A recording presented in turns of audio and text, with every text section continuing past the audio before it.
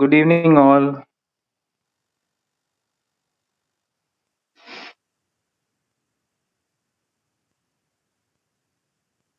Good evening, students. Good Karan, are you evening. there? Good Yes, evening, good sir. evening, Ashwati. Good Good evening. evening, sir.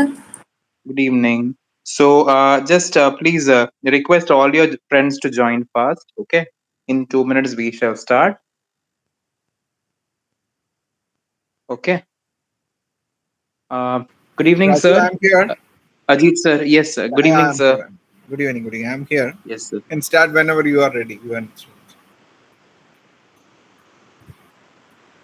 I'm just saying I'm here. Whenever you are ready, we can start.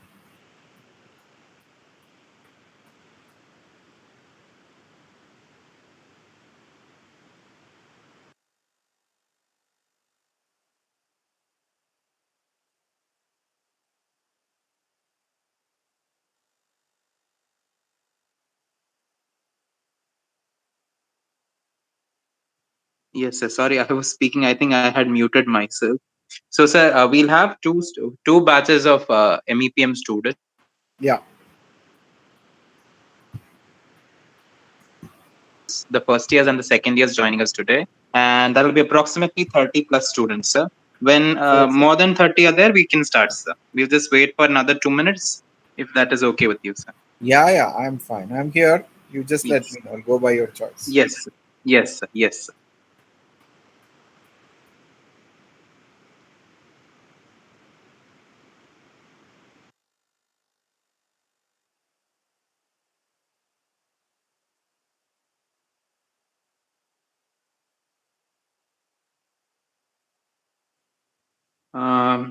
Sai Shri, are you there?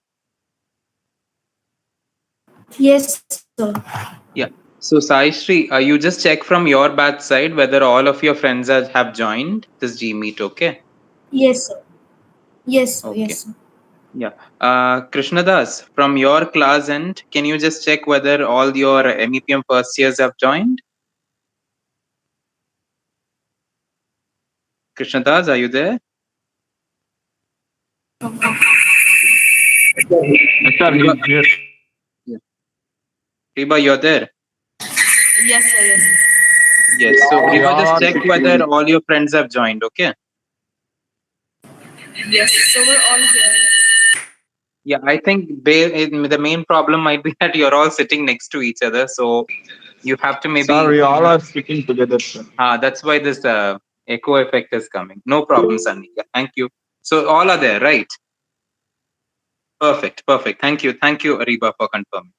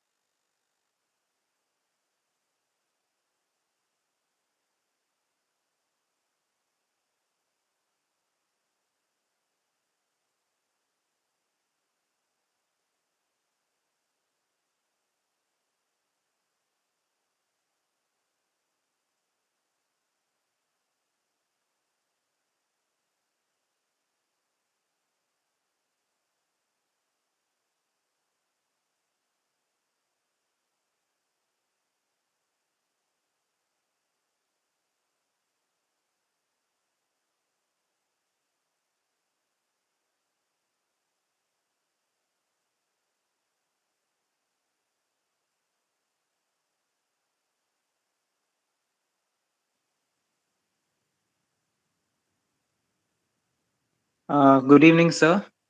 Sir, hello.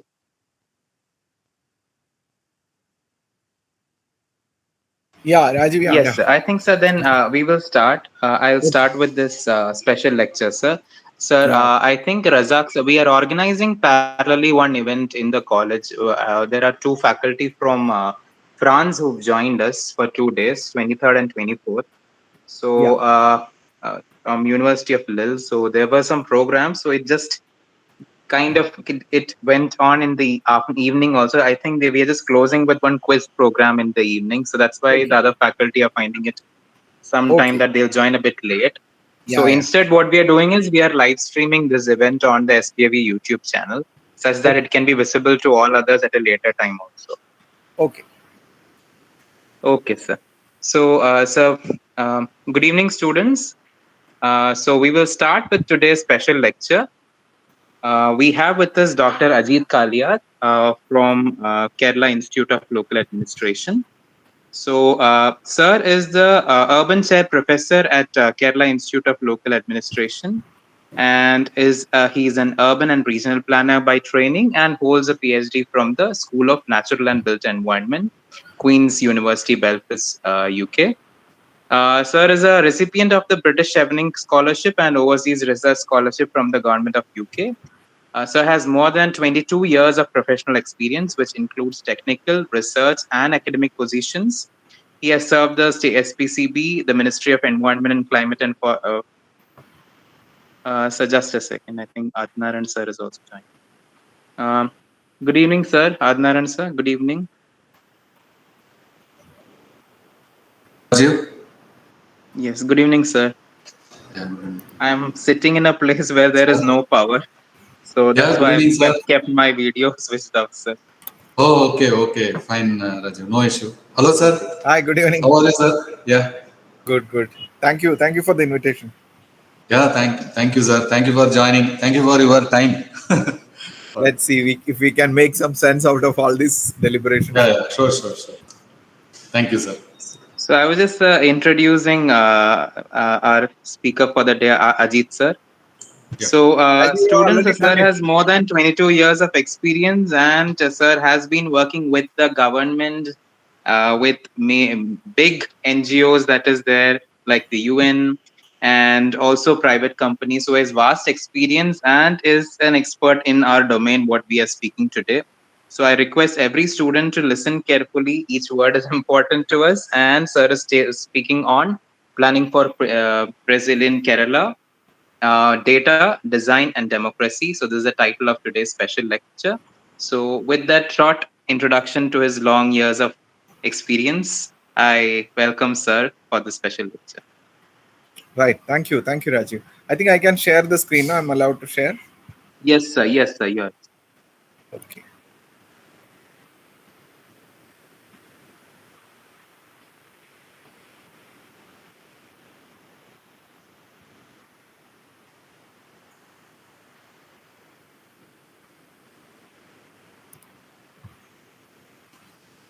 Yes, sir. We can see your screen. Can you see my? Yes, sir. Okay.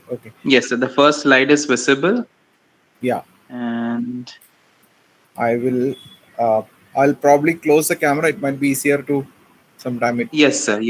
And after that, can be start again. Okay. Let me go back to the presentation. Right. Hope yes, sir. We can see it on full screen mode, sir. Great. Okay.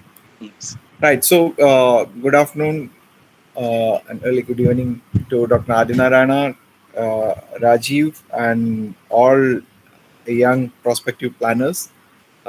Thank you for agreeing to listen to me. And I want to kind of leave you with a set of ideas which we are trying to propagate. We are trying to advance in the planning local governance system in Kerala. So the material that I'm sharing with you is not entirely from Kerala, but there is also theoretical built-up which I'm going to use to tell the story why this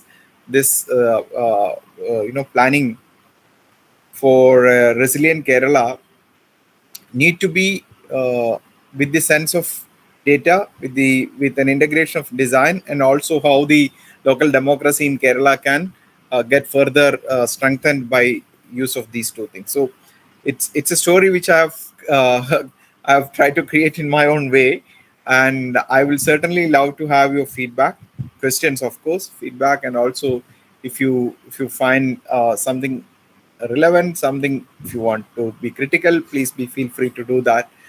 It's about 40 slides, so I should take about 40 minutes to take you through that, and then we can have a question and answer session probably. Okay.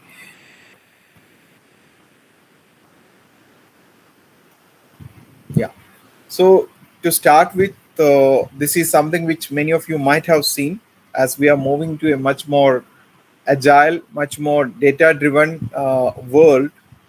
particularly because we are moving into a new phase called the fourth industrial revolution. We have already moved into. This is the kind of environment, information environment, which we are experiencing these days. It's in all associated issues in the built environment, whether it's buildings, land management, energy management, mobility system, IT, security, all these areas. And so itself, our system for governance need to be agile. And if system for governance need to be agile, means the planning also need to be equipped with this process. And this is certainly going to yield something which we haven't had in the past. And what I'm trying to tell is the hyper local spatial big data, which was not available in this large quantity in yesteryears. So we are now in a context where there are a lot of hyperlocal data, a lot of spatial big data which is available, which can be used for planning and governance. And so, having said this, we also need to kind of reshape or reform our planning system so that it becomes much more agile and dynamic. We are not still, going to get the best out of the planning system unless and until we have equipped our system with capabilities to kind of harness this data and use it for improving our planning system. Now, why it's an imperative? That's why I'm trying to use some evidences from global debates as well as something happening elsewhere also.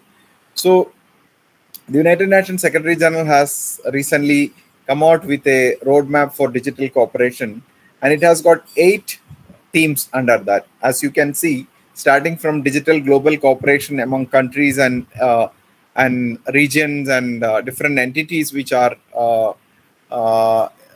which work across different countries and continents, digital citizenship, inclusion, and all. But what is more related to us is, as you know, public goods. So, public goods in a highly digital society, there is also digital public good. So, planning need to kind of understand this transition and need to equip itself to become a digital public good. And that's a point I wanted to kind of leave you with from this slide. Why? Because as you see, there's all these kind of discourses, reports, arguments, scientific evidence which are coming. Most of these things are obviously coming from the Western economies. We are just trying to get grip with these kind of new knowledge and new thinking. However, we will soon be able to kind of create our own such systems, because there's the recent acceptance of government of India and policymakers at national level that planning need to be much more centralized function, particularly as we embrace rapid phase of urbanization. We have embraced rapid phase of urbanization, and then also to make it much more relevant, much more effective, let us kind of modernize its tools and techniques. So all these kind of things are soon going to be part of our planning and governance systems as well, because we are, as a result of the fourth industrial revolution, as a result of all the technological advancement in our society, permeation of technology, digital technology, and all associated opportunities, our urbanization has now sort of become techno-urbanism. But we are yet to build robust, mature digital infrastructure and systems which are really able to kind of support this transition so that people are able to get much more easier and faster services from planning and governance system. But that's certainly going to be an imperative if we. And why would I say so? This is the reason why I'm making this pitch here, because if you look at, there is already a very strong platform economy. So all that we do, whether it's drug, healthcare, advertising, education, software, edtech, music, e-commerce, all these things, gaming, all these are highly dependent upon the technological advancement, and they collectively have produced something called platform economy. So we have been using this particularly during the COVID time in a very you know, aggressive manner, because most of us were stuck in communities, places, and homes without being able to kind of step out and access many things physically moving around. So we had to take advantage of the platform economy, and that has kind of given a quantum jump to the opportunities around platform economy, and resulting in what you see now in front of you. So there are large quantities of hyper local data which is about small communities, which normally which were not normally easy to be measured, monitored, because we didn't have this opportunity, which were now produced by what you saw here, the platform economy. All that we do, we order food, we order movie tickets sitting wherever we are, we make Google Pay, we make a lot of transactions, we use social media, and we also kind of use YouTube, also internet searches and everything. So all these things together have produced a condition where a lot of hyperlocal data is getting generated around us, and these data is also, they are also what, time sensitive. They are quite community based, very small, in communities and places and streets which are very small, but they all produce a lot of such data because we are constantly consuming the platform economy and using it. So what happens, there is business around it. So all these people who are looking at mobility options or hyperlocal services, they have got into the e-commerce firms, have started flourishing, feeding and flourishing on this hyperlocal data. So what has contributed, what has resulted from such a process, we are slowly evolving as a spatially enabled society, and we without realizing that there's a lot of information about many things around us. We know the locations, we are able to kind of locate it on in the digital environment, either through app or through a map or any other forms that's available in a digital environment, and we are slowly moving into a spatially enabled society. Now, some evidences, when I say spatially enabled, I thought these kind of evidences will be of interest to you. This comes from two different communities in US where people have been consuming or using aggressively the social media, and these are the things where people have, so someone has mapped it out, the use of social media, Facebook, Twitter, Instagram, which community, who is using what, and those kind of information. Once you map it, you will understand what are the interaction. Are there interactions within the community? Large number of people who are using these platforms, or are they dispersed? So from these, you get a sense of that, and this information is relevant for us to also, when planning needs to do a citizen engagement, if we are doing it in a community or city, for example, something which you see in a densely consumed, densely used community, then we naturally know here people are much more connected through social media. It's easy to reach out to them, and it's easy to collect feedback and responses from them. And if at all there is any emergency, to reach out to them, any kind of risk which the decision maker need to inform them, then they know that there is this channel which is available. So our awareness about these kind of opportunities are also important for us to kind of to be much more data sensitive. Now this map shows something about this is called emotional cartography. So where in a busy traffic crossing, what kind of anxiety or concern one feels. So if people are feeling so nervous or worried because they are getting delayed, it shows this kind of peak. So this kind of information can now be generated and used for planning purposes. So we know which are the crossings or which are the traffic junctions which will have similar kind of experience, which is not really good for people's health. So you have too many people who are experiencing such conditions on a frequent basis. It's a feedback to the system. And so we are getting all this, as I said, time sensitive, hyper local data, which is certainly useful for improving our planning process. Also, it helps us to create these kind of conditions. I'm not saying that every city should aspire to become a cashless city, but this is a template. Sometimes is useful because if there are issues related to crime, if you decide to kind of make that particular district or street or a small part of that city cashless for few days, it helps people to kind of understand the patterns of various crimes around that, and also to track people easily, because you will then only be using, somebody will only be using any of the digital mode of payment. It's easy to track such people. And so in conditions, in situations where you need to kind of find new ways, innovative ways of cracking down on uh, antisocial behavior or crimes, such kind of means can also be adopted. There are about 200 cities around the world which have subscribed to this. I'm not saying we should immediately go into this, but these are the kind of opportunities which are there when we have a very robust uh, digital infrastructure, and our cities can gain out of such thing. So London gets touted as the information capital of the world. This is a book by James Cheshire. Probably your library might have. Otherwise, it's worth exploring that.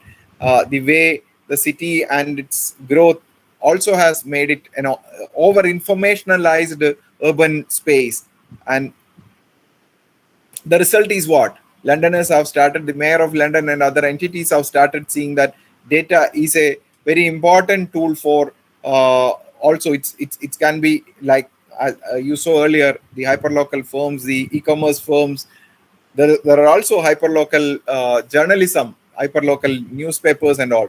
So now the hyperlocal information being a very rich set of data, some cities which are quite advanced in their technological infrastructure, such as London, has decided to establish data infrastructure that obviously is becoming something which they are also making money. It's a monetarily driven process. So they monetize data and then they share it with.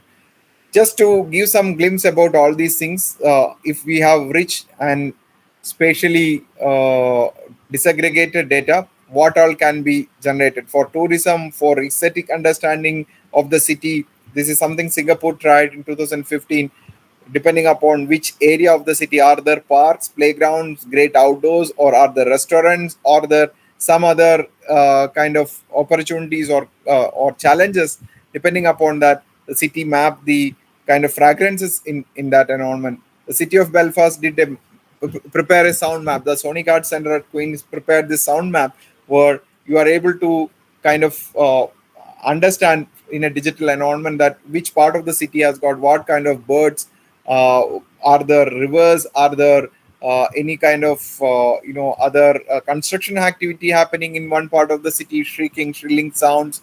So all this information obviously comes from a very rich hyperlocal data sets. Greenwich also has done this emotional map, which is what I showed you earlier, the emotional cartography. So you produce a map where people feel what? Are they feeling stressed? Are they feeling anxious? Are they feeling happy? Are they feeling very relaxed? Which part of the city? What kind of experience? What makes them like that? It's important for us to kind of plan. And I'm trying to build the story of how resilience is also related. I'll come to that little later. What I wanted now is to expose you to these kind of tools and systems which help us to kind of advance our planning process. This is something which some of you at least might have seen or used, probably the safety pin app. The this map which I've taken from safety pin's report on Gurugram in 2016. All the red spots indicate uh, places, communities, streets, locations where people have reported risks at certain particular period or maybe the entire day. Now, if we are able to kind of discern this hyperlocal data, we are able to kind of generate various streams of data and see how it can be used for planning. Couple of examples are here. This is about the vulnerability of senior people, the senior citizens in the city of Ohio, USA. So which part of the city, who lives where, and which part is much more vulnerable, risky for senior citizens, depending upon various aspects. Maybe there are some clashes between different communities. Maybe they do not have adequate opportunity to go to a hospital nearby. They may need to travel more, or there are possibly some kind of environmental condition, maybe pollens or any other things which can which possibly contributes to allergy. So many conditions within the city environment, they have analyzed that and they have produced this kind of map. Just to give you a glimpse about the kind of vulnerability that how you map the vulnerability, what kind of data sets we are able to generate these days around the world. And this is about, again, low income senior households. So particularly looking at the racial divide, which are there people who are from African American descendant, Asian descendant, Hispanic, and all these kind of people. So which part of the city has got what kind of people, what kind of population? Are they in large number? Are they in sparsely populated? And that helps people to kind of take decisions on if there are any unwanted instance, how to respond quickly, what kind of support needs to be brought in, who needs support, who might be the, for example, you might have heard the case of Black Lives Matter, where where George Floyd was killed in Minneapolis, and that city became such a racially divided city because of 300 years of unprofessional and unscientific planning. That's what planning scholars have been reporting. The whiteness and planning is an attitude which Minneapolis really epitomized. So you are not, if you are not a white Caucasian individual, certain parts of the city will not entertain you. You are not allowed to buy, rent in, or probably even visit some parts of the city. So the rent titles were done in such a way that only white people or those who had their endorsement could avail those facilities in certain parts. So that divided the city, and this 300 years of this thinking and this attitude got into the social attitudes and mindsets of people, contributing to a very deeply divided society. So having this kind of information it helps us to be better equipped. We are able to kind of address some of the challenges before they actually strike us. Okay, now having said all these things, it's also important for us to be aware what are the potential opportunities, what kind of systems are currently getting constructed. So the city information models were, you are able to use these hyperlocal data streams to create a very spatially affiliated patterns of various activities, such as playgrounds, such as traffic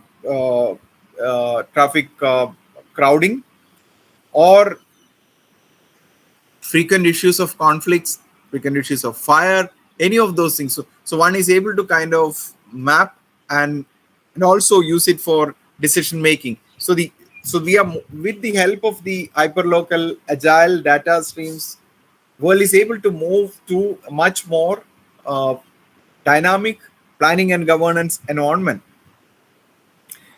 Now from here, I'm trying to, so all that I told you so far is about the type of data which are available, how communities, cities, and different stakeholders around the world are trying to use such data for improving their planning and governance. Now here, I have been using this word hyperlocal, and I'm sure you are quite familiar about it. So this data now also provides a rich opportunity for us to understand communities. And so once you understand the community, once you understand the community's aspiration, collective and shared aspiration, then you need to kind of make provisions for that. Local governments are required to support the community's aspirations. And that's a scale which design will work, not really planning. So like you are doing, I don't know, is this same batch which Rajiv had taken to Cochin? if there are students from that batch, then they will know the process of using the lead system for communities, where you are mapping the various data streams in the communities and then using it for your planning and design purpose. So when e-commerce firms, journalist firms all use hyperlocal data for improving their own business or transactions or their actions, it is also useful for planners to really take advantage of this thing. And the way that can happen is to bring the element and the scale of design into the planning process. Now that's what the Block by Block Foundation, in partnership with UN Habitat, has tried through application of Minecraft. Minecraft is a software which many of you would certainly know, and how to use that to ensure there is greater participatory design process. So we are not doing a top-down design. You just go and tell people this is how your community will be transformed, but you are able to engage with the community. You are able to collect and use their aspirations to produce a real life scenario, near life scenario, and use that to kind of then do a reality check and finally produce a design which the community will embrace. So that process, so there are better tools which helps us to now use this hyperlocal data to create design solutions, planning solutions, which the community is equally a partner in the process of shaping their physical environment. Because unless and until we have collected this aspiration from citizens who are living there and understand their shared aspiration, we will not be able to contribute to the shaping of social capital. If there are multiple conflicts among people who live in communities for various reasons, for language, for religion, for food, for any other aspects, if people are deeply divided, then we will not really be able to consider that as a community with social capital, resulting in what? Resulting in a condition when any crisis, any risk, any disaster strikes, they are all into 1,000 different flows. While if we have succeeded in creating high social capital by having quality outdoors, well-defined and good streets, play spaces, places where people like to visit often, and in such condition, people meet and greet each other very frequently, that helps in building quality social capital, high social capital, and such communities are much more resilient because they are inclusive. There is a strong bonding between individuals and systems and across institutions, across families. So such places then are able to kind of tide over crisis much easily and much safely with limited risks which sustain for long. So the one biggest opportunity Tony Asia says about urbanization or cities, the life in city, is the word called collisionability. Chance encounter. People meet others, colleagues, peers, fellows, and potential friends on streets, in public spaces, in parks, in buildings. Then the more number of such collisions and opportunities for interaction with people you have, the more you have a chance to advance in your own life and create opportunities for yourself. So it also makes one feel that you are part of a bigger society where there are ample of opportunities. So any society, any city which is creatively high, where the creative capital is quite high, they say it certainly has got many such opportunities, which creates consciously such opportunities. And that's a very innovative community. So how do we create such communities or places? While we sit on designing, planning, there are certain principles which we need to kind of bring into the process of imagining that place. So there should be equitable resilience, It's not just equity with resilience, so that you are able to kind of address the risks that will fall on the most marginalized or weakest person as well.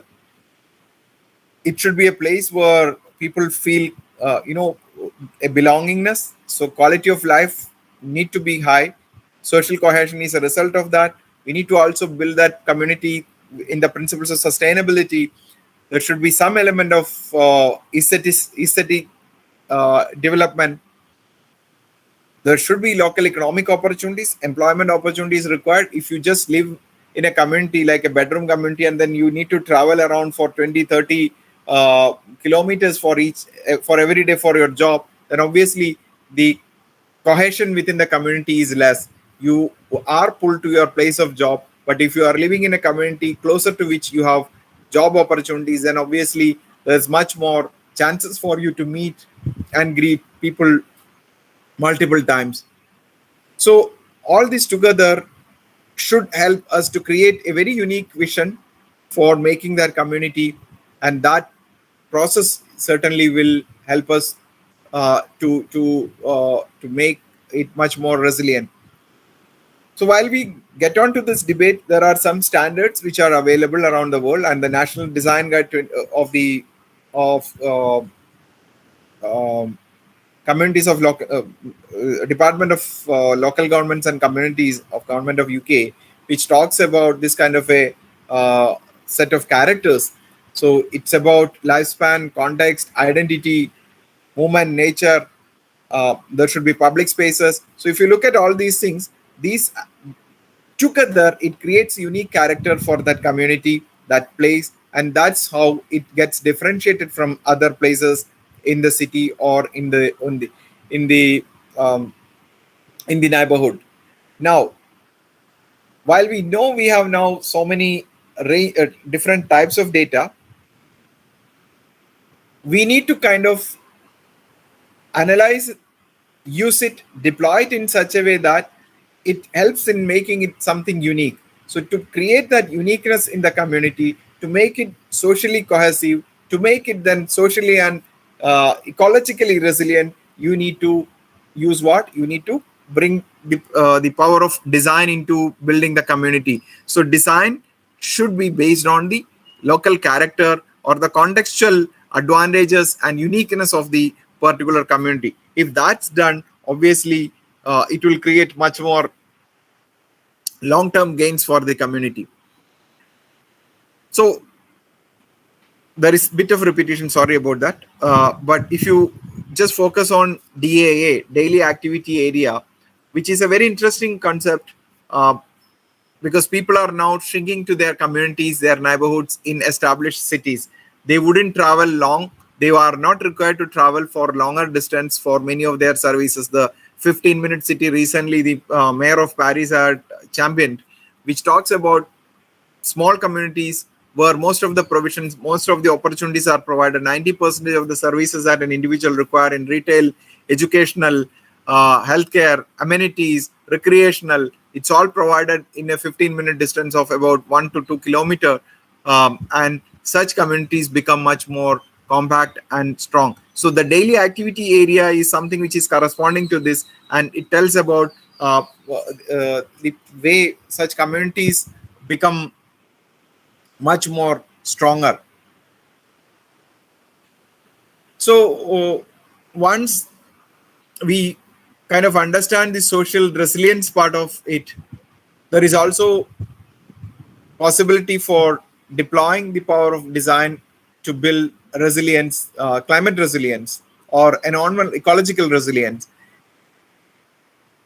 And some examples that I'm trying to show you here, it tells about the different ways, whether it is safeguarding a community or a city or a place from flood, or it's about preventing, creating more cool islands, so prevent heat island effect, or it's about safeguarding some areas through erase platforms, all those things.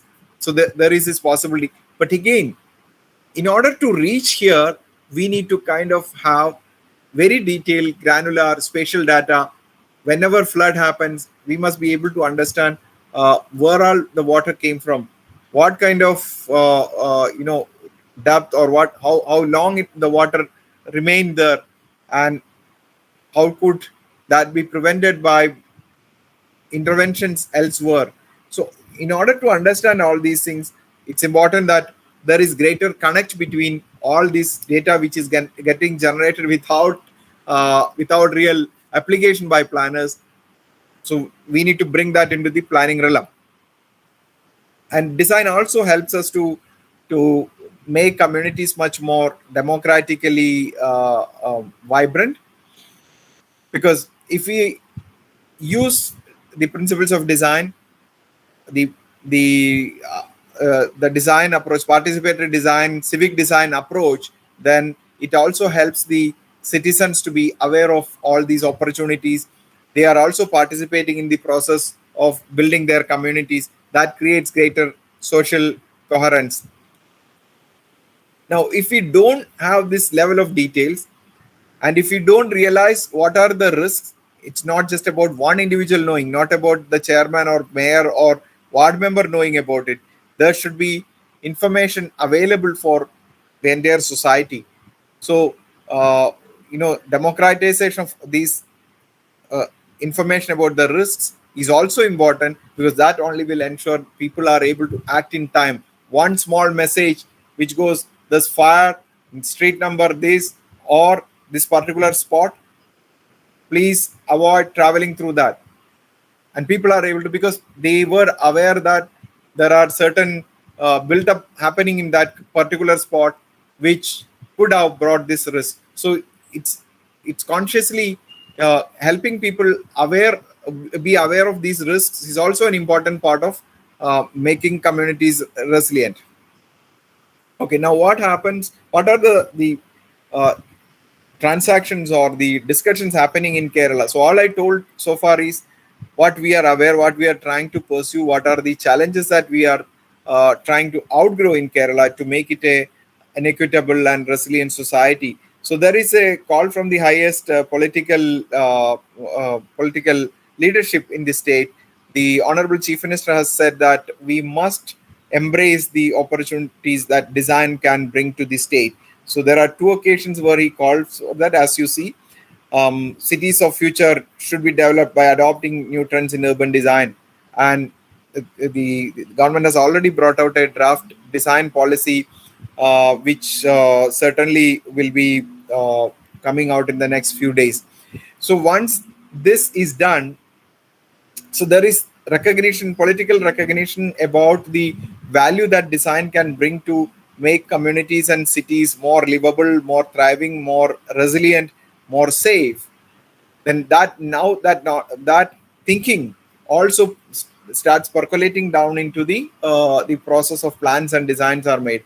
So post 2018-19 floods in Kerala, we relooked at the way the master plans have been prepared. URD PFI guidelines obviously had meant these kind of aspects addressed into that. Environmentally sensitive zones, distance from various important destinations, prime agriculture land, all those things were part of the master plan guidelines. However, two things were really not taken into consideration while preparing master plans in Kerala particularly. One, they didn't realize that there were multiple risks. It was only for mapping some aspects were looked at, whether it's closer to a river, whether there were any immediate emergence risks coming from coastal area, or potential risks coming from earthquake and all. But the multiple risks around communities were not really assessed in a scientific manner. Now, since 2000, after these occurrences, local self-governments in Kerala have prepared something called disaster management plans. And then about 12 local self-governments have also prepared local action plan for climate change. Now, all these things, the learning from these experiences of preparing disaster management plans and lab CCs have helped in reforming the master plan as something called risk-informed master plan. So in 2021, Government of Kerala brought out a new guideline for risk-informed master plans, and it also kind of understands the risk is not really static. It corresponds to the idea risk is also dynamic and agile. So itself, there need to be better tools, more effective tools, and also there should be ways and means in which a risk is eliminated as much as possible by bringing the tools of planning and designing. So this is the guideline the government of Kerala has announced in 2022, 2021 onwards. The deliberation started. The Town and Country Planning Act 2016 was amended, and an ordinance came in 2021 February. Subsequent to that, the LSCD Planning and KILA worked together with this input from World Bank and other donors to prepare something called guidelines for risk-informed master plans. Currently, about 10 urban local bodies in Pamba River Basin, which is basically 4 districts in central South Kerala, Kottayam, Alappuzha, Idukki, and Pathanamthitta. 10 urban local governments in these districts are expected to produce risk-informed master plans by 2025. So the local self-government department of planning that's how the Town and Country Planning in Kerala has been renamed, and they're currently working with these local governments to help them to prepare the risk-informed master plans. There is one which has been 2 pilot master plans done for Chenganur and Manandawadi in Wayanad districts, and now there's one which is almost in the final stage for Alappi or Alappuzha town, and another 8 are to be prepared in the next 2 to 3 years time. So this is supported by World Bank, and there are other international agencies such as French Agency for Development AFD, KFW, and AIIB, which are collaborating with the government of Kerala to prepare such master plans. So there are trainings to the elected councillors, the steering and standing committee, the officials, implementing agencies.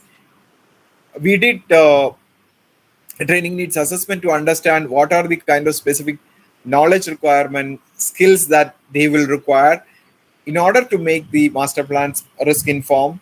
And based on those feedbacks and responses, we are currently designing training programs for these urban local governments. And our hope is that in the next 3 years' time, we'll be able to produce at least 10 such master plans. Then that becomes template for any area which experiences high level of vulnerability. Another thing which I just want to share is, again, looking at some of these opportunities. So this is something which one of the corporations called Kollam, which is a nature-rich area. It has 2 Ramsar sites, and the State Tourism Department has announced there will be a biodiversity circuit around Kollam. So having recognized in that manner by Ramsar site as a Ramsar site, and the State Tourism Department, the Honorable Mayor of Kollam announced that she will work towards making it a biodiversity, where the primary value of the city will be to preserve, manage, and scientifically kind of govern the biodiversity of the region.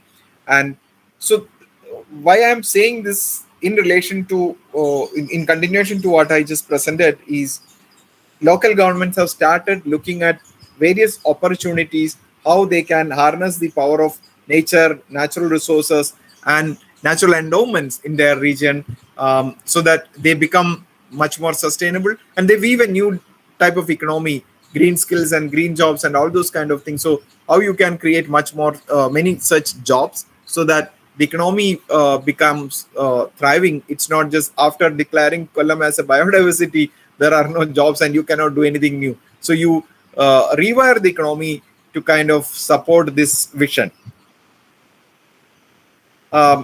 This is something which, in continuation to what I discussed earlier, the value of data, hyperlocal and spatial big data, how we want to kind of harness this to support the process of making a state a resilient state.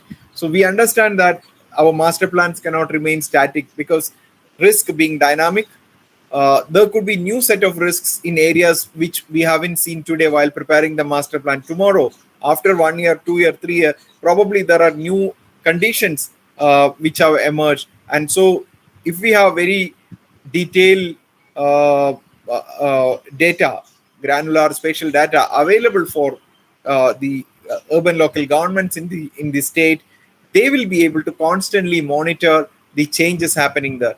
Once or twice, they could also do some kind of drone survey to check if there is any serious change, any risks which otherwise is not visible. So all that data need to be kind of collected, harnessed, and kept it in an infrastructure, digital infrastructure, and that's called an urban observatory. So we are also working to establish a state-level urban observatory, which, if comes to existence, will support many of the opportunities that future Kerala would want in terms of planning, making planning much more agile.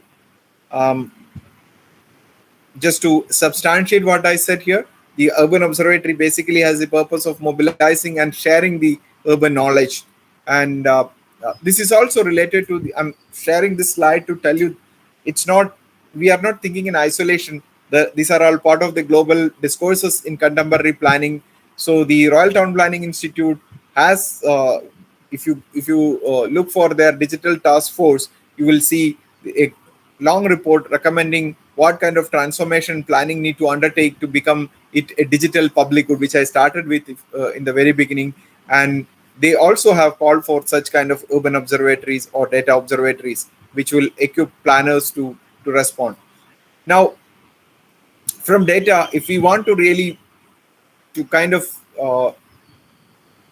change the conditions to influence a place vision, we need to kind of equip people ability to understand how the data play out and what kind of response need to be generated through planning and designing. So there are models which again global cities have done. We haven't done any such thing here, but we are currently working on similar kind of guidelines and handbooks for places and communities. There is something which we are currently attempting in Kochi, and I'm quite excited that your studio will also help us to see something which probably we have not looked at, or maybe provide some additional insights to us in making Kochi a resilient society and using the power of design. So design also has an opportunity to kind of influence human behavior. That's how this is now one of the most sought after frontier in among modern professions, because if you look at the next slide, this is about design thinking, which you might know. So if you look at this slide, this works in combination. While behavioral economics, something which the most developed countries now use, the nudge, which again Niti Aayog also has got a nudge unit. So how do you tap the power of behavioral economics, and how do you use that understanding, that knowledge, to help communities become better equipped in terms of their resilience, their safety, their thriving, their aspiration to become places where people want to come and live. So there is a very close relationship between, because you understand behavior and then you either you kind of strengthen it, or you try to navigate it. In both ways, design becomes a handy solution in doing that. It's also about the need for democratizing design thinking and design education. Just to let you know, there are these debates happening, and some of the references which you will be able to locate these things on the internet. Internet only help me to get these to access these things. So the counselors are the elected counselors, how to equip them in understanding the value of design and how to use that in planning process. So, and there is another one which was brought by the Commission on Architecture and Built Environment in UK, CAPE, which is about urban design and helping them to understand the value of design and all those aspects. So now, before closing, I just wanted to tell you something which I haven't written here.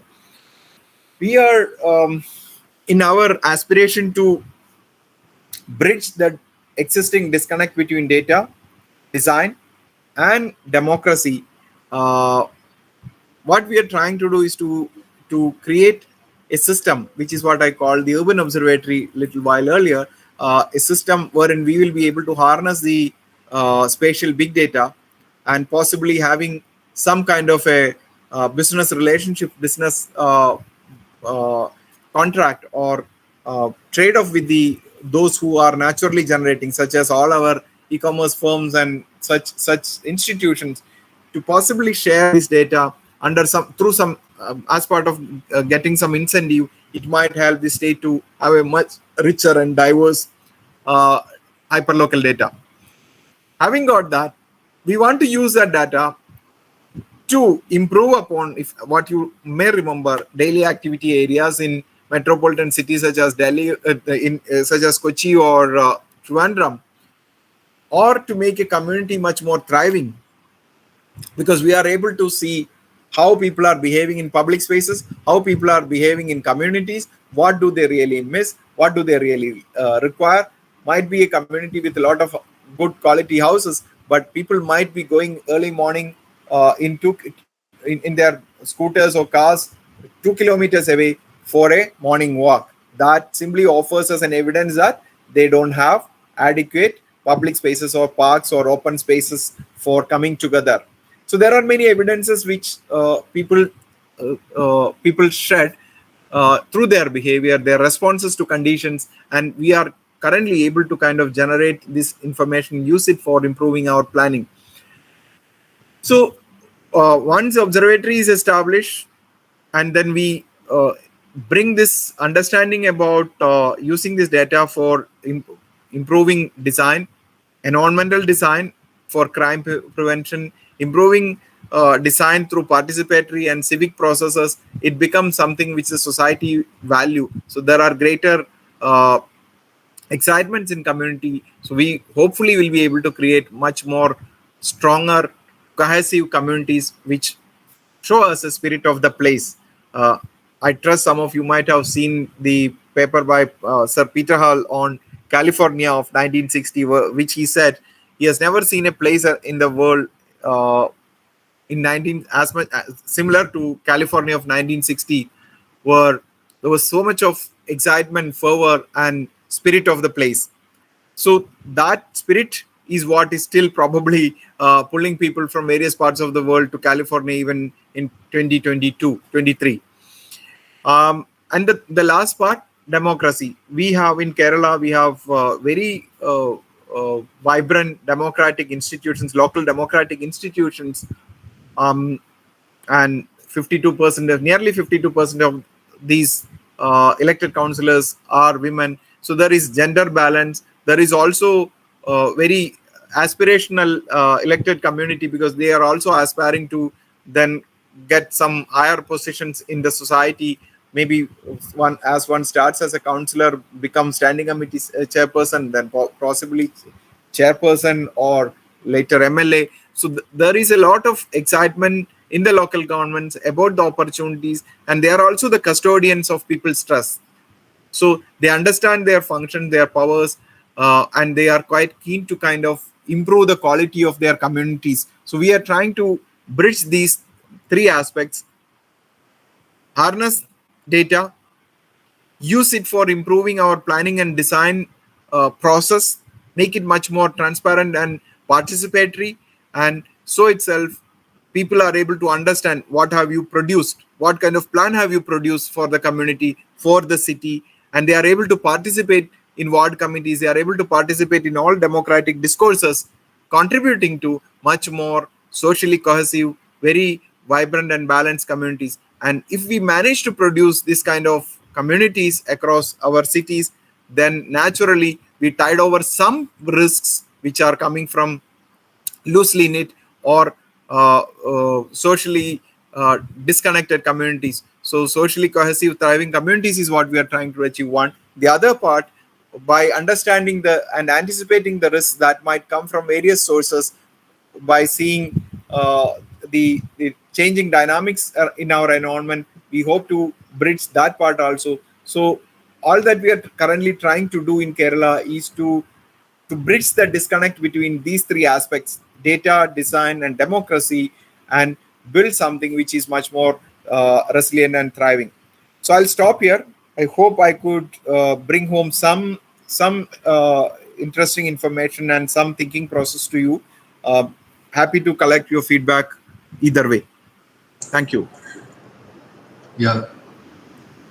Thank you, Professor Dr. Ajith Kaliyath, for giving such a wonderful and informative presentation.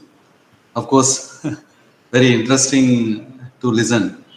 I think it is most apt for the present batch, what they are performing, the resilient and sustainable environmental plan, what they are preparing.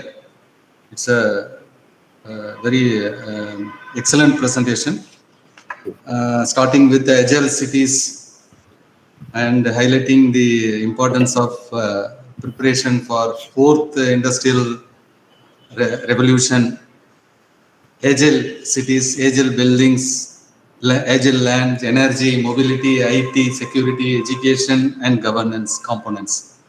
And also the importance of UN SDG roadmap for digital cooperation, that also highlighted. And the emergence of techno-urbanism, that is also very important to note for this building and planning for resilience, for this especially integrating the data design and democracy. And also the emerging global platform economy without mobility, that also highlighted in your presentation. Is very interesting. And city information model, which help us to build dynamic planning and governance system. Absolutely.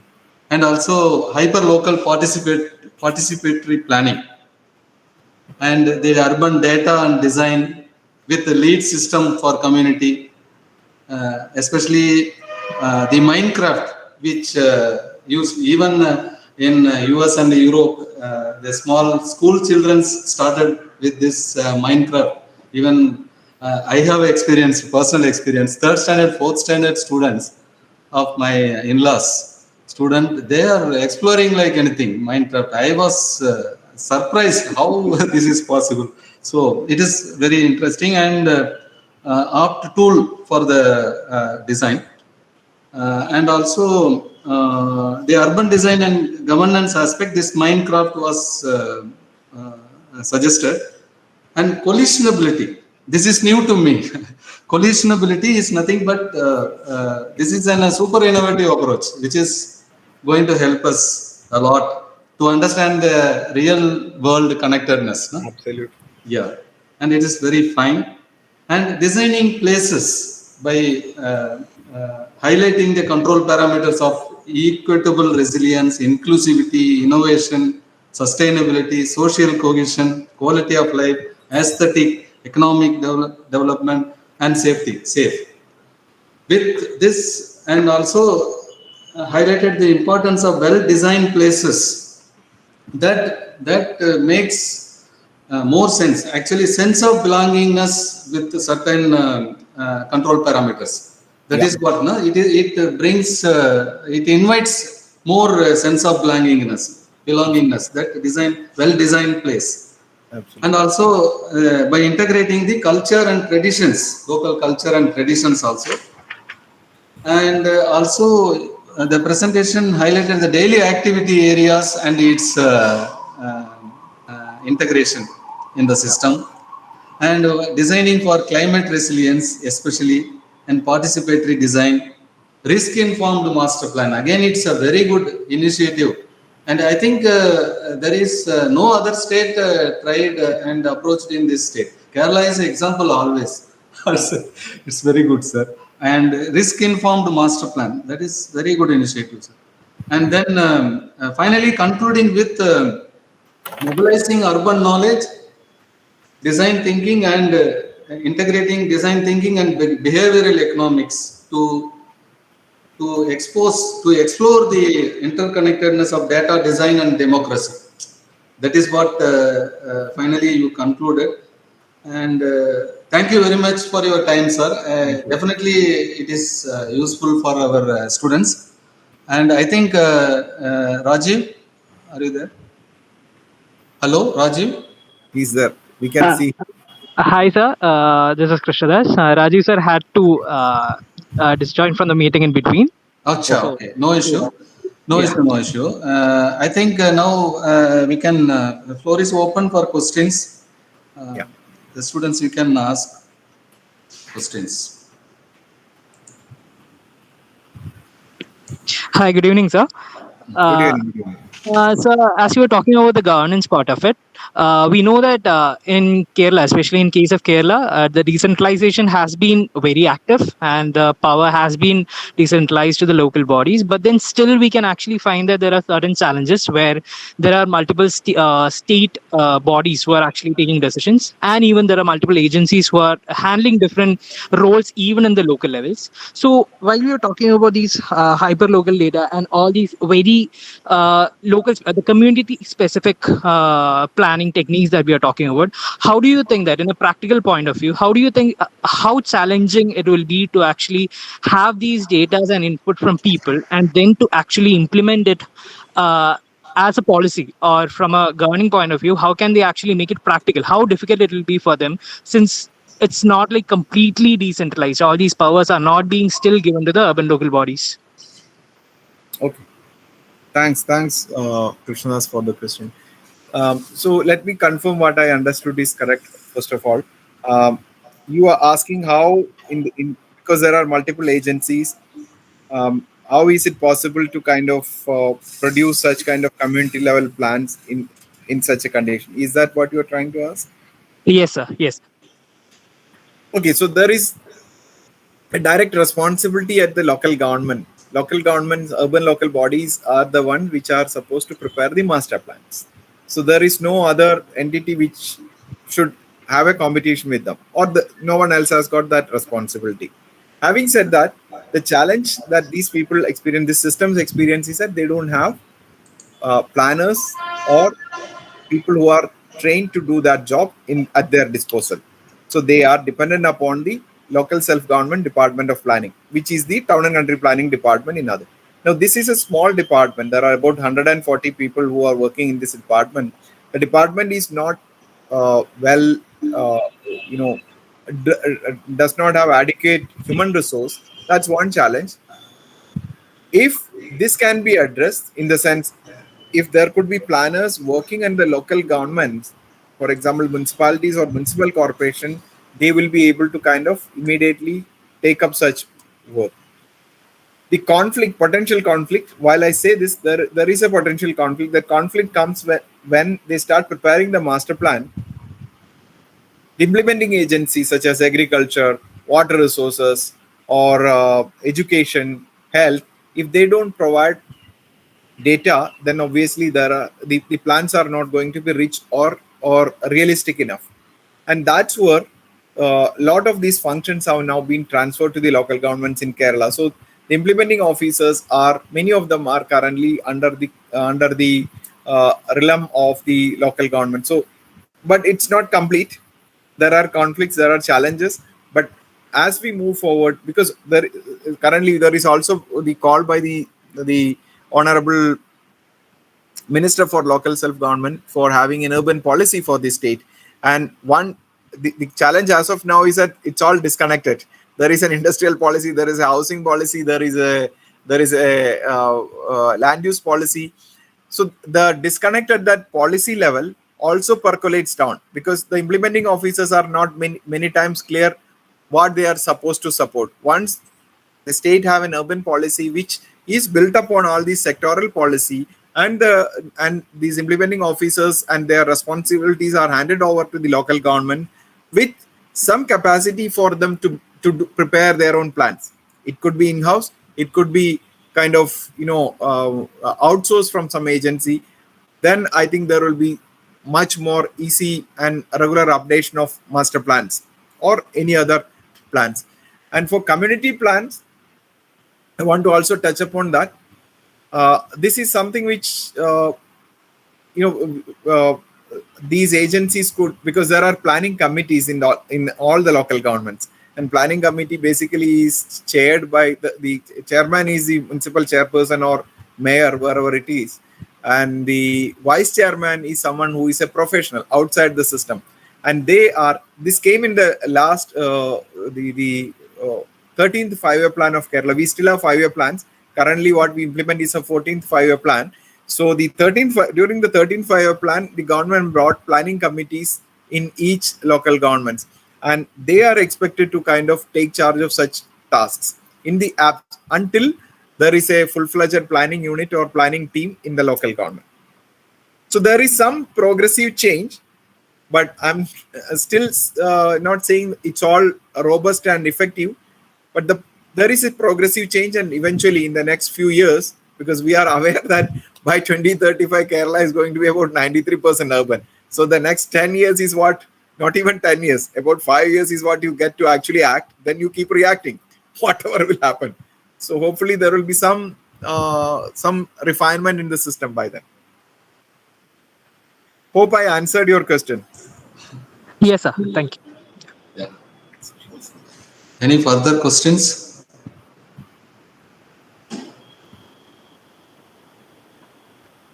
Hello?